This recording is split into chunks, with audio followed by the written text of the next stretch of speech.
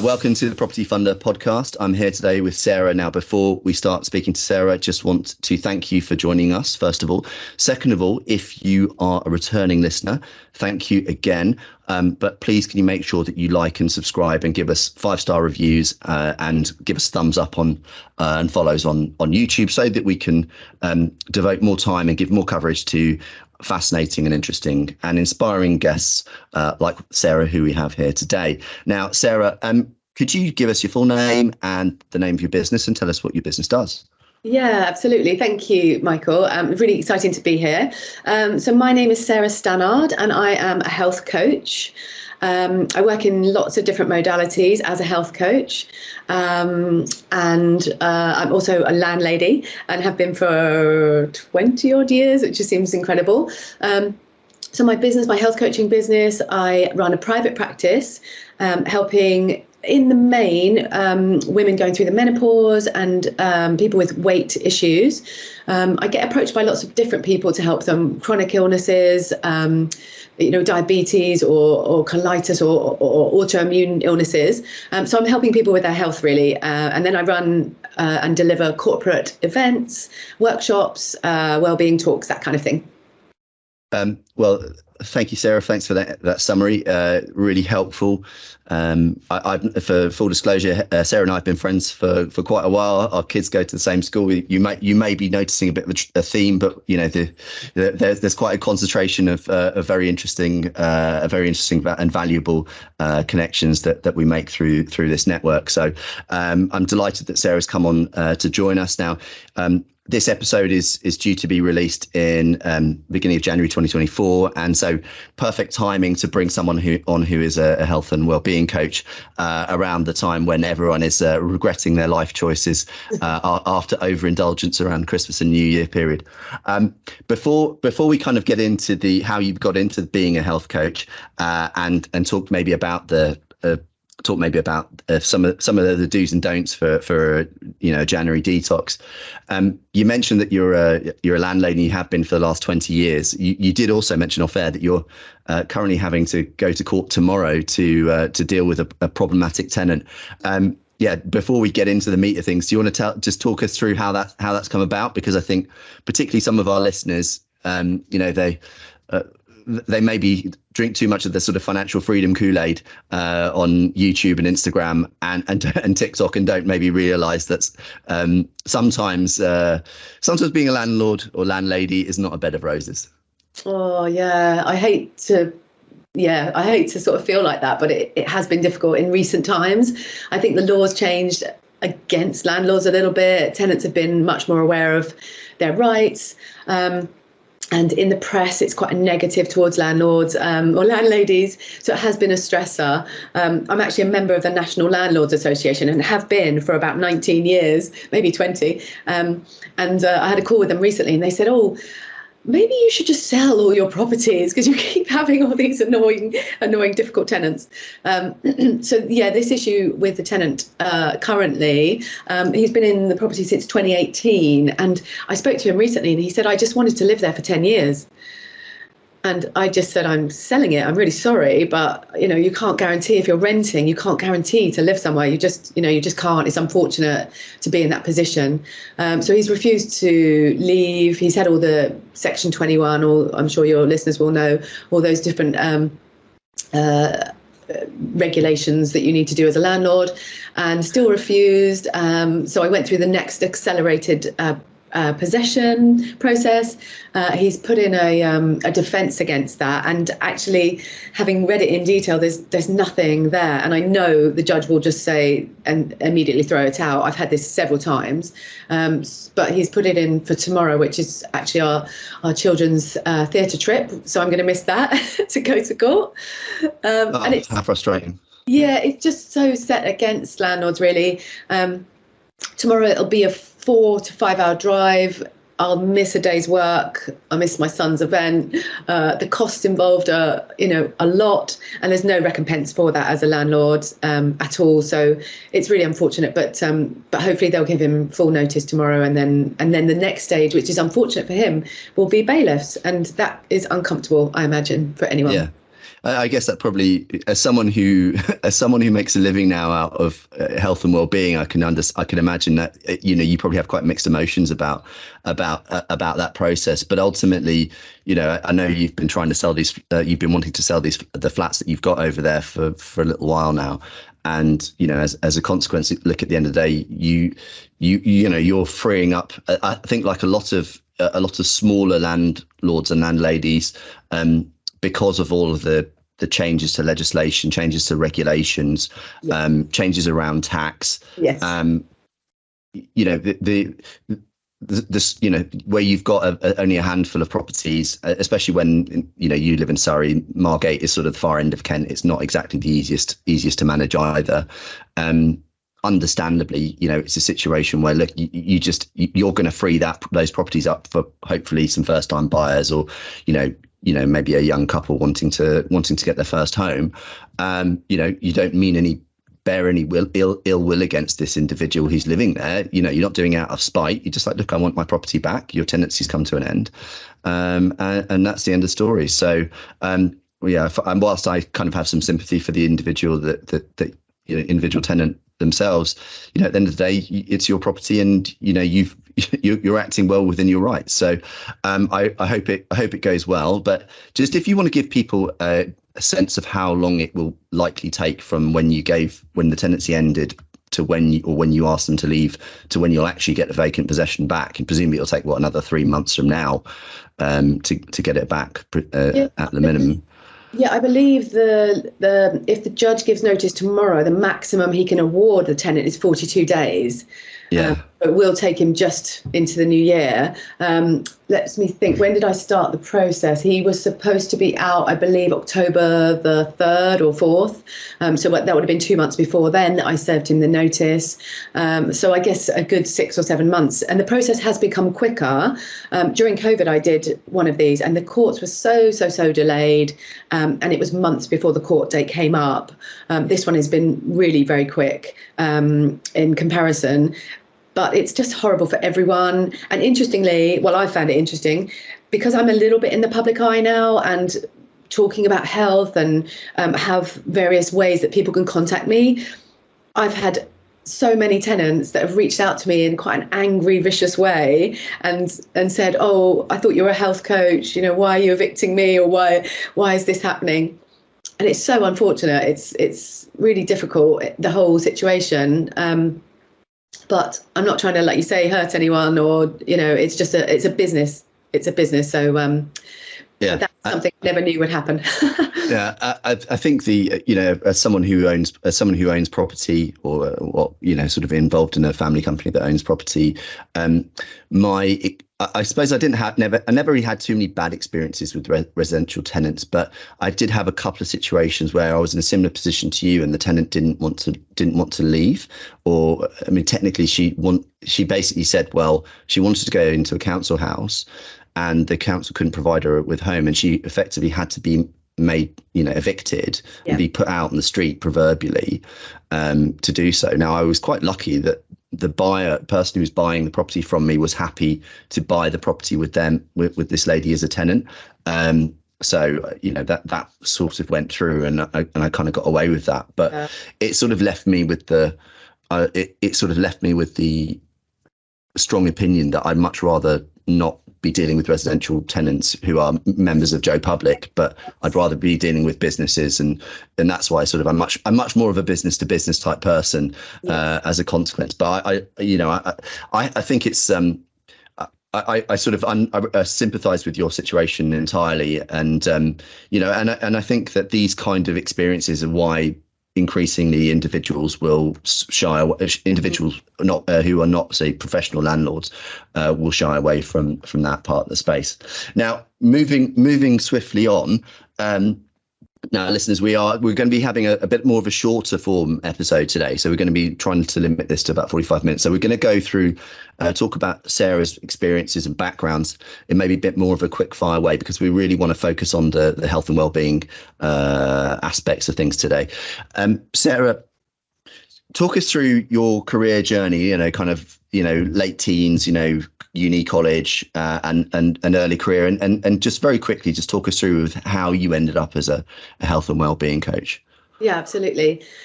So I was undecided in my teens as to what to do.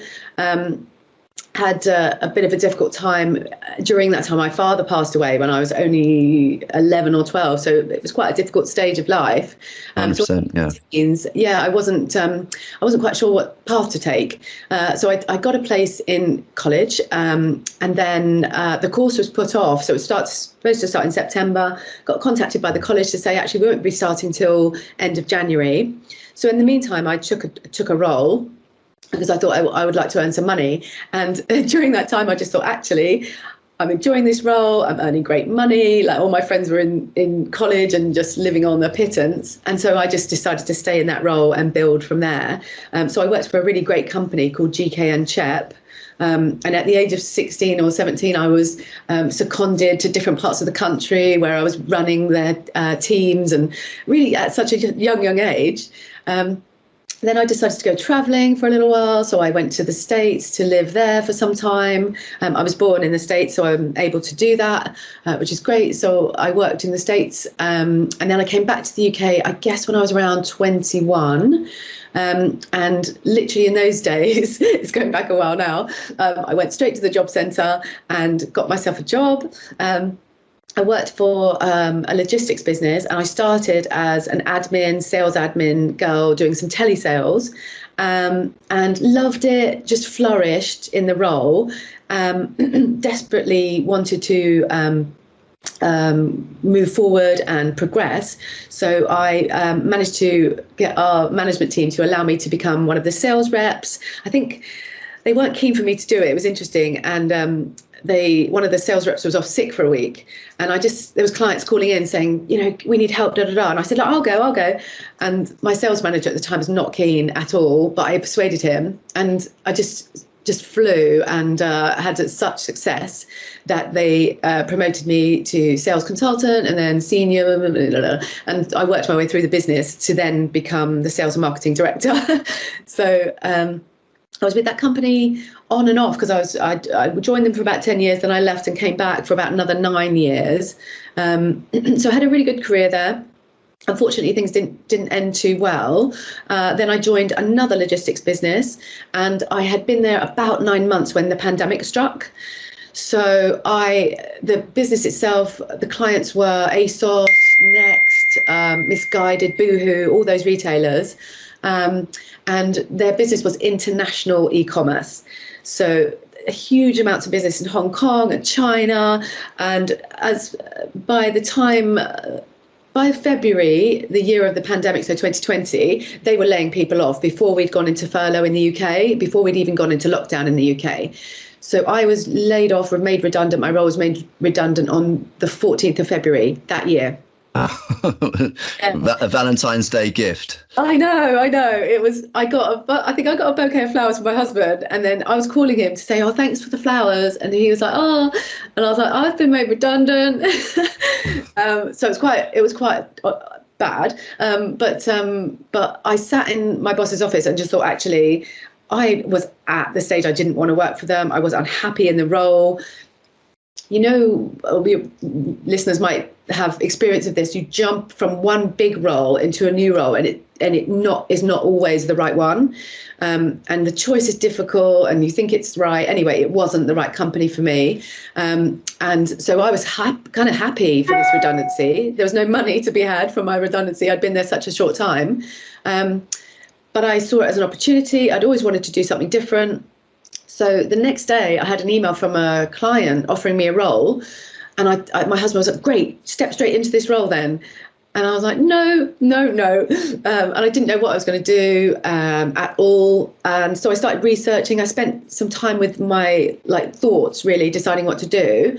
And I put two and two together, really. So during my 30s, I was diagnosed with an autoimmune disease, which was multiple sclerosis.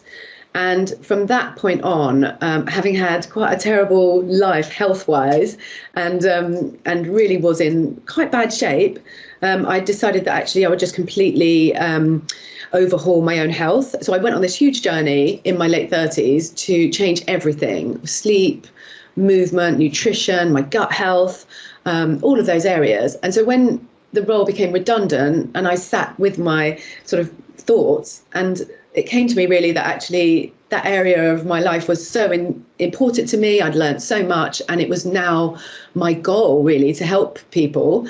So I actually thought about becoming a counsellor, a dietitian, a nutritionist, all these different areas. And then I discovered health coaching, which is this holistic approach to your health. And so it just aligned perfectly with everything that I was doing and living. And so I started my training, let's think, so I was made redundant on the 14th of February. I started my training in May of 2020. So that's why I'm here today. So I graduated about 2.5 or so years ago. And what's the accreditation? What's the course? What's the accreditation? What's the course called for anyone who's interested, who might want to follow a similar path? Yeah, absolutely. There's several courses you can take. I took the integrated. I can't even remember the name of the course now. Integrative. Oh my God, I'm so sorry. I can't remember. Okay, I'll tell you what. What we'll do is we can nutrition. Say that again. It's the Institute for Integrative Nutrition. Okay, perfect. And we will share details of that in the show notes so that anyone who's interested can follow that up. So 2.5 years on, and I remember when you got it started. It's been quite, although it's mostly just you at the moment, it's been quite a meteoric rise, hasn't it? You've gone, you now picked up some really nice clients. Do you want to just talk us very quickly through that journey? Yeah, absolutely. So I'm quite an ambitious person, and having had the bells and whistles salary that I had as sales and marketing director and head of sales, I very much wanted to accomplish a similar amount of income just off my own bat from my own business, which is a little bit of an uphill battle. But I drew a business plan, got my husband on board, because at first he was like, "You're going to do what?" And it's just been really growth after growth as far as business is concerned.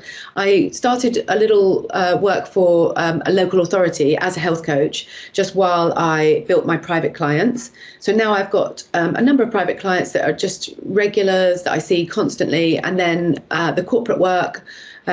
So I have a number of different clients that I run events for. I've set up a collaboration with an executive coach, and we run workshops for corporates.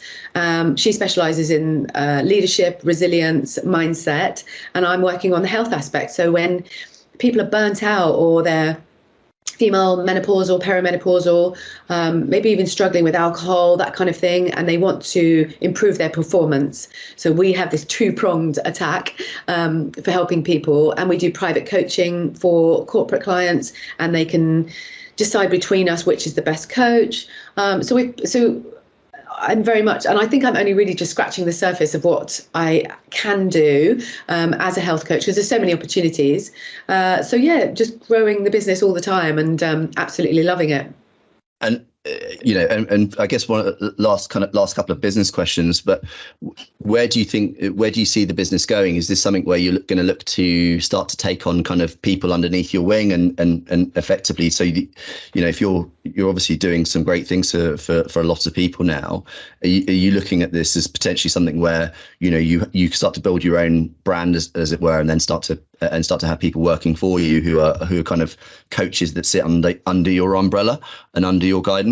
Is that something you see, or you prefer to be sort of private? Yeah, interesting. People said that to me immediately as when I became a health coach. And actually, I've had an approach from a lot of health coaches to say, could I come to work for you? Could you sort of refer? Or but I must admit, having had lots of staff working for me over the years when I was in the sales roles. I don't really want that, and I'm very happy working on my own. I did have a conversation with a venture capitalist the other day. We were at an event at a black tie dinner, and I was sat next to this chap, and he said, "Oh, what do you do?" And I don't know. And he went, it was funny. He just went, "You can't scale that." And I just thought, actually, no, I could, but I don't want to. But what I can scale for me is my personal income per hour, if that makes sense. So the more of the corporate things I do, and as I build that business, my income has, I don't know, more than quadrupled for the hourly rate since I sort of started, and it just keeps growing. And I think you and I spoke about sort of day rates and things like that I'm charging out to corporate clients. Yeah, I said it was way too low. Yes, exactly. So, but there's a bit of not imposter syndrome, but when you're starting your business initially, and you want to offer, really good value, and that has changed somewhat, because I can see that I'm really helping people. And if I run a corporate event, I probably can get sort of 3, 4, 5 clients from that. So speaking to such large numbers really does help that initial growth of the business. So yeah, there's I don't see any time when I'm slowing the business down, or but there's opportunities, so many opportunities. I guess one of the other attractions of being your own boss as well is that you can work the hours that you want to work, and presumably if you've now matched or exceeded your what you were making as a sales director, you're probably doing it at hours that suit you, and you're probably working fewer hours as a consequence of that too. So on that basis, I think it's clearly worked out for you. In terms of I guess in terms of other areas, are you looking at doing kind of online workshops, seminars, courses, books? Is that kind of a step into the future as a sort of area of growth, or where you can kind of grow your client base? Yeah, absolutely. I've written and been published in quite a lot of magazines since I started. I've been on the radio quite a few times, and a book would be amazing. I would love to do that at some point. And it's I always feel like life finds the right time for you to do various things. So I don't feel like I have to rush forward and do anything. I think there's definitely, it'll find me when the time is right. But yes, I do have some targets. I'd really like to be published in a big publication, like I have been in a couple of worldwide, but really some titles in the UK that I'm looking to be published in. So that's on my target list for 2024. And then just to grow and do more of the corporate work more regularly, and just build on that really. So that's my focus for next year. Oh, that's brilliant. Well, I'm very excited to see it, and I've been a big admirer of you taking this sort of leap of faith, and very much very keen to support the work that you're doing. Because and what I think is what's really fascinating is you kind of you sort of started with yourself, isn't it? You sort of, the physician heal thyself. Interestingly, so the form of MS that you've got, presumably it's not it's not as degenerative as other forms. As I have a sister who has MS, and she's been sort of wheelchair bound since the sort of late teens, early 20s. I think that the timing of that was unfortunate, because I think the medications that are available now maybe would have retained a lot more of her motor functions as a consequence.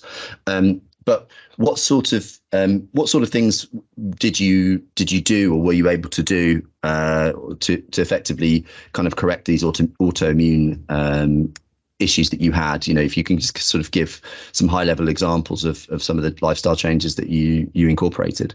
Yeah, absolutely. When I look back now, my gut was so damaged. When I look at what I used to eat and the way I used to live, it's just extraordinary. So my 20s and late 20s, mid 20s, I suppose, I lived on pot noodles, literally. And then when I was during my sales role out on the road all day, it would be a McDonald's for lunch, coffee for breakfast, and then a takeaway in the evening. So I was just living the worst possible dietary lifestyle. And so I had to start from scratch, and I'm absolutely convinced that I had what's called leaky gut syndrome. So really did some huge damage along the way. Plus the sort of things that you just automatically have during your lifetime, antibiotics, which is going to damage your gut, and all these things. I think that's what led to the autoimmune. I guess alcohol. I mean, I know that alcohol is a big contributor to leaky gut as well. So I guess I imagine you were, as a sales, if you're out on the road and you're doing a sales role, we've talked about it a few times. There's quite a lot of that.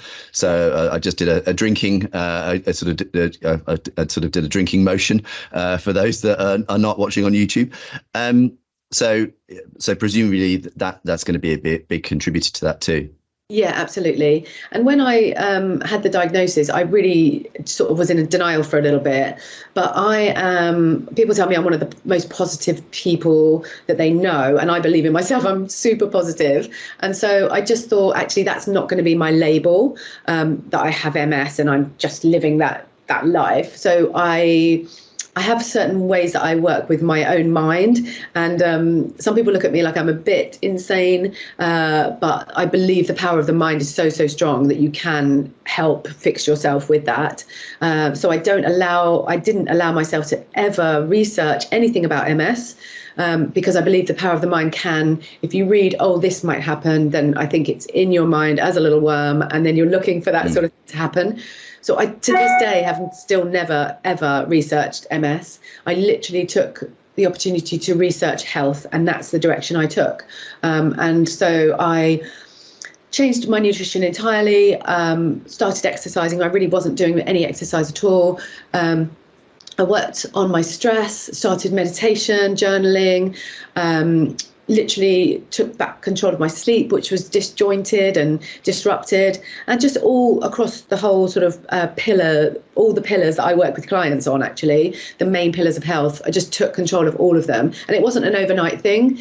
People always think I just literally went from Monday to Tuesday like a different person, and not at all. It took years really to change everything. But I do believe I'm one of the lucky ones that my symptoms were not, as clearly your sister has, incredible symptoms. And so I have to take or be thankful for that. But I do believe I've helped myself by, I have this thing that I think that I only allow myself to think that I'm completely healthy and strong. So I don't allow any other thought to come into my head. If a physical health thought comes in, I just push it away and think to myself that I'm healthy and strong.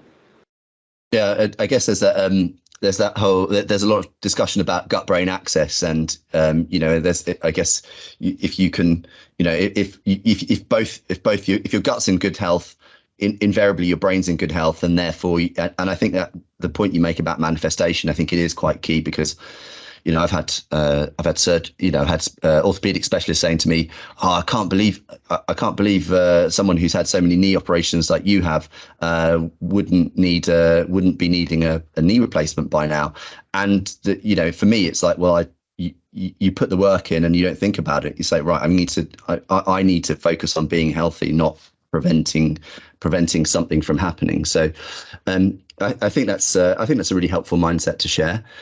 So let's talk about things that people can do in January, and after their overindulgence. What would be your top tips for someone who's got to January the 2nd and as we said, they've regretted some of their life choices, maybe not just over the preceding 12 days or sort of 12 days or even the month of December, but perhaps going further back, someone who's looking to make changes. Let's talk about what people can do. I mean, starting, I guess it'll be a one foot in front of the other type of process. But how would you be advising clients who maybe have overindulged, in the preceding month? Absolutely. I can give lots of tips on that. What I will say is, I hope people start to consider longevity, because there's so much evidence now that we're going to get to our mid-60s, and I was at a conference recently and it was discussed that out of 6 people, approximately 5 when they get to 63 will have a chronic illness of sorts, a diabetes, a cancer. heart disease, and so although we're living into our 80s, we're not living healthily into our 80s. We're going to be all suffering with some sort of illness that's going to cause us to use tablets. We're going to reduce our mobility and live a less than wonderful life. When I speak to GPs, I talk to a lot of GPs during my time as a health coach, and they're saying that people are very much like living in the moment and not looking at the future. So I really hope that with people listening, that we start to think about the longevity and another thing which I always tell clients is one of the main reasons that people end up in nursing homes during that later stage of their life is because they're unable to get on and off the toilet. And once that hits, then whether your brain is perfect and the rest of your body is fine, your heart's great, everything else, but it's the mobility. I do a lot of weights, absolutely great for your bone density and keeping that mobility and your balance and core strength. But so there's a lot of things that I'm talking to clients about, but I love the longevity piece, really, about living that long, healthy life. So as far as tips for the new year, I don't get too stressed with people. I mean, I'm just trying not to get too stressed about it. So it's got to be small steps that are going to make a big difference in the long run. Always with my clients, we start off with a process where we discover exactly where they are at right now and the goals that they want to put in. I run a 3-month program with clients in the first instance. And so we'll start off with a 3-month plan of exactly what they want to do in the first month, second month and third month. And they'll break it down. Some clients could say, I want to start to do yoga, or I want to walk 10,000 steps, or I want to lose weight, or whatever it is. And with my clients, I'm keeping them accountable every week. So they have this cheerleader, this personal support, which is, I think, what makes it really work. And I'm helping them with behavior change, which everyone struggles with. Lots of people come away from the doctor, or their other half says, oh, you shouldn't be doing that. Or the doctor says, here's a leaflet about X, Y, and Z. People just aren't doing it. So my skill really with people is the behavior change element, helping them put in the new positive behaviors. So as far as, like I say, the top tips for January, small steps, decide your goals, maybe perhaps get an accountability buddy that's going to help you, a friend or a family member, that you can both be on track together, because that's really important to have that support, and work out why you want to do these things. Like if you want to lose weight, or if you want to reduce your BMI or your waistline measurement, then decide what that is and the reason behind it. So if you're going to live longer because your grandchildren's coming, or grandchild's on the way, or you've got young children, whatever it is, whatever the reason is, really establish that in the first instance, because that's going to give you the motivation. Yeah, absolutely. In terms of the goals that people want to set themselves, and I speak as someone who set, let's say, weight loss goals for myself, and I think the difficulty is that sometimes we set ourselves goals which are unachievable, and I think that the problem with, sometimes I think in my experience is that sometimes the goal is the problem. Yeah. If you make a goal so difficult, so unattainable. I can think of someone who went to see a personal trainer, was put on a calorie plan, and the problem was that this person was probably consuming 3,000 to 3,500 calories a day, wasn't consuming a lot of protein, and then was being asked to go down to 1,500 or 1,200 calories a day to hit an arbitrary weight loss target over, say, an 8 to 12 week period. Okay. But the problem was, it's too much of an extreme. You're asking someone, in my opinion, to make too much of a stark change to what they're already doing. 100%. And I guess I quite like the online sort of health and fitness coach, James Smith, and he talks about 1 kilo at a time. Is that kind of the approach and guidance that you would typically say to our listeners if they're looking to kind of lose weight and get get fitter? If you're looking to lose weight, for me, there's a number of different ways, but it really is small steps. With my clients, we work on the blood sugar balancing formula, and I can share that with your listeners. If they join my mailing list, you can get a copy of that. It's a way of eating that's really simple. It's good whole food diet, high protein, removing like the refined carbs and the high sugars and things like that. And it balances your moods. It reduces inflammation in your body, it gives you more energy, and it will ensure that you don't want to snack and you don't need to reach for things because you've been satiated and you have the right amount of food. Every client that works with it loses weight, loses a really good amount of weight in a good amount of time, and just feels that it's an optimum way of eating. There's not any crazy drinks or sachets or any crazy stuff like that. It's just a whole food diet. But there's a meal plan included in my my ebook that's the blood sugar balancing. And then for clients that I'm speaking with, it's really small steps. So, for example, if someone comes to me and says, I eat a sandwich, a packet of crisps and a chocolate bar every day of the week, 5 days a week, Monday to Friday, that's my situation, then I wouldn't expect them to stop that day, have salad every day, whatever it is, because that's just impossible. So I'm very much small steps. So I'd say, right, Tuesday and Thursday next week, I would say remove the crisps and remove the chocolate and buy a punnet of strawberries and a couple of apples. And so you're just gradually doing. And what happens is that as soon as you've made that small choice, it feels better. And so that is what the kickstart is, because actually you'll think, hang on a minute, that did feel nicer. My stomach was more settled. I didn't feel so hungry later in the afternoon. I had the fibre from the fruit and the vitamins and the cortisol reduction that berries will give you. So small changes, and then just see how that feels. Some clients come to me and say, I don't eat breakfast or whatever they're doing. But if you test something out, so just try and have breakfast 2 days a week if you haven't got time the rest of the week, and see how you feel. Like, measure the example of what you did, and you'll soon see that actually you'll feel better, and that engages you and motivates you to carry on.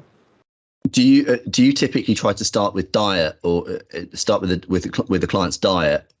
So if you're in January, let's say, would you say to someone, rather than, because we all know that gyms in January, gym memberships in January go through the roof, and come the 1st of February, the gym is the gym is very much back to normal. Do you try to start with the diet first and then incorporate exercise, or are you trying to do a bit of both, or should people be trying to do a bit of both? Yeah, if it's a weight management situation, then absolutely a bit of both. With my clients, I'm working in literally a holistic way. So we are looking at their sleep, their alcohol, their movement, their nutrition. So when we design their goals at the very beginning, if their goals are mainly to lose weight, then that's what we would focus on. And so it would be a mixture of exercise, more movement, and the nutrition side of things. Some people come to me and want to be training for a sports event. So we'd look at sleep, we'd look at alcohol, we'd look then at the picture of the training. It really depends on what the goals are. And in terms of, I suppose, speaking of alcohol, how, there's a lot of people who then sort of try and go from, all the beer to no beer, the dry Jan. And again, that sounds really like a really good idea in principle, but, to try and, if you've gone from drinking nearly every day for, months on end to no alcohol at all, that to me feels like something that's going to be very hard to follow. How do you approach kind of alcohol reduction in, particularly say in January, or when someone feels that they want to cut back on alcohol? Yeah, I think as humans, that's unsustainable to just cut something off so drastically. Some people can do it, but in the main, it's difficult to keep to that and sustain it without finding it really awful and difficult. So I have a word that I use with clients that I do not want anyone to feel deprived. And I believe if we can get our health to about 85% of good nutrition, good movement, and then the other 10 or 15% to actually have some enjoyment around those different things that you do like a glass of bubbles or whatever at the weekend. And so again, depending on what the client wants, if they are looking to reduce their alcohol, we'll put in the targets for reducing, and that'll be, say, on a night out, one drink followed by a glass of water, followed by something of lesser alcohol, or making some non-alcoholic choices for some of those evenings that you normally would. So all different scenarios, really. Yeah, interestingly, we've had a couple of non-drinkers come on the podcast recently, and we had Hugh Wade Jones come on. He's about to become the most listened to podcast in of the Property Funder podcast series shortly this week. There's been a really fantastic response to him, but he gave a really useful tip for people around particularly for salespeople around business development meetings. And so rather than doing the lunch or the dinner, which inevitably creates that, requires that slightly awkward, should we have a bottle of wine? Should we have a beer? Should we have a cocktail type of interaction? No, he would try and move meetings as far as possible to the beginning of the morning. So try and do them as breakfasts.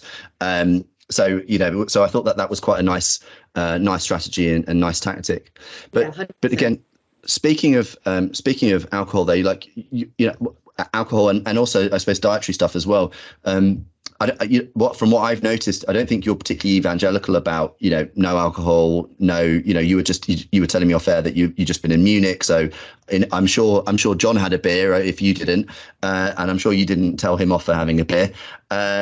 And presumably as well, there's, I guess, nothing's completely verboten when it comes to food choices as well, as long as it's kind of as part of a balanced diet and in moderation. Is that fair to say, or are there some particular sort of non-negotiables when it comes to food? Not really. No, I'm not evangelical. In fact, it's quite funny. John was trying to get me to try the beer in Munich, and I'm not a beer person. But he was just like, oh, it's so lovely. But I did have a couple of glasses of bubbles, definitely, because I don't want to feel deprived, and I do enjoy a glass of wine here and there. I also enjoy a bit of chocolate. People often say to me, oh, I bet you drink green tea all day. And I really don't. I like coffee, I like all the things in life that we all enjoy. But what I'm doing as much as possible is pushing the good things into my body, the healthy foods, as many vegetables and fruit as I can possibly. I almost on some days sort of tally it up. I'm like, oh, I had 4 there, 2 there, 3 there. And so that is my focus, is just as much of the healthy food as possible as I can muster, and then the odd occasional treat, because I think life is enjoyable with having a balanced approach. So yeah. I think that's what's key there is, and what I find encouraging is that, if someone, whether they choose to work with you or not, someone listening to this can kind of feel like actually, you don't need to live like a monk to be able to achieve the health goals that you want. I think one of the issues, but one of the challenges that we obviously have in the social media age, though, and I'm curious to get your thoughts on it, is that some of the body images that people see online kind of create this sort of, I guess, is it body dysmorphia, where people sort of feel inadequate, not being themselves because they're questing to too high a standard of body shape or body image. And ultimately being healthy doesn't require you to have a 6-pack or have a body fat percentage under 5% or something like that. I mean, where do you stand on that? Yeah, I agree. There's far too much. It's just incredible. And people really beat themselves up because they don't reach those goals. And, it's unobtainable. It really is. It's just it's not real. And there's filters and, people cutting their pictures and making themselves look different. I think it's not a great situation we find ourselves in. And for our kids, actually, I think they're going to have an interesting time. It was very different when we grew up. And so with clients, I'm very much working on their confidence. A lot of people I work with come to me and we talk about where their joy is at. When I work with females and they're at their age where they're hitting perimenopause and they've raised their children and they've got this stressful job and they're balancing all these plates, joy is one of the things that really doesn't come up for them. And so I'm helping them with their joy, with their confidence, and that then in turn gives you the confidence to actually feel good in yourself and your body and whatever shape you are. And so I'm taking away from any of that focus on social media and building a client up. I've got a new client that just started yesterday. Absolutely amazing, because I can just see so many areas where she's going to be lifted, she's going to feel incredible, her life will absolutely change. And I'm not, it sounds like, what am I trying to say? I'm taking someone in this rather sort of disheveled form, that their health is bad, their confidence is low, all these areas. And when she finishes my program, she will be a different woman. It's just the best job ever. I just love it. So I'm really excited. Yeah, it must be really fulfilling to see the transformation of so many of the clients that you've worked with. Yeah. Last question in terms of sort of the January detox, and I guess we're going to have to wind down because I know you've got to dash. But I definitely want to bring have you back and do this again soon. For those people who smoke or maybe have or even smoke nicotine or smoke tobacco or potentially do other substances as well, you'll have experience of working with those people to try and help them cut back or ultimately eliminate those things. Yeah. What would be your advice to someone who's wanting to stop smoking or cut back on their smoking or other substances? What would be your advice to someone there looking to sort of dial that back a bit? Yeah, absolutely. I have had a couple of clients who I've helped stop smoking. And so that's one of my sort of deal breakers, things like that I just think actually that should not be included in your don't feel deprived. So that's a sort of a no-go as far as I'm concerned, as much as possible to just get those damaging things out of your life. So it's a real structured approach, like a several pronged approach, using facilities that are available throughout the NHS and support of a coach, and putting a plan in place for gradually reducing, whether a client wants to use some of the nicotine patches, that kind of thing. So I'm supporting them alongside that. And just, we put in a target day and, all the things that we'd normally do. And then when you actually take some of the focus away from it and sort of deviate your thoughts into just like a distraction, almost like a distraction type of approach. Yeah, absolutely. So there's several ways to do it and support people in that journey. Yeah. Okay. Well, great. Well, listen, we're obviously out of time now, and so would love to. I think I sort of feel like we've got so much more ground to cover. So I can't wait to have you back on again. So maybe we'll schedule that in for a few weeks' time. Maybe because I think actually once people get to the end of January and they sort of be like, right, okay, my healthy lifestyle is my attempts at healthy lifestyle are over. Perhaps we can sort of say, no, actually, let's carry that back on. So that we'll maybe have you back on in a few weeks if you've got the time, and we'll try and talk to you then and keep people motivated and inspired to maintain their healthy lifestyle goals. In the meantime, and obviously this episode should be going out in the beginning of January. If anyone does want to reach out to you, Sarah, to talk to you, either to talk to you about any of their individual issues or work with you as a client, but either individually on a private basis or on a corporate basis, what's the best way for people to get hold of you? Do you want to share your social tags and things like that? And we can sort of people can reach out to you individually. Yeah, lovely. Thank you. So my website is sarahstannard.com, and my Instagram is Sarah Stannard Health Coaching. I am on LinkedIn again, Sarah Stannard Health Coaching. And you can get me on email at sarah@sarahstannard.com. That's amazing. Well, Sarah, thank you very much for joining us. I know you've got a dash, so wishing you all the best. Hope you have a good Christmas and a happy New Year. And I'm sure our listeners will have enjoyed and got a lot out of today's conversation. Lovely. Good to see you, Michael. Thanks so much. Thank you. See you soon. Bye-bye. Bye. Bye.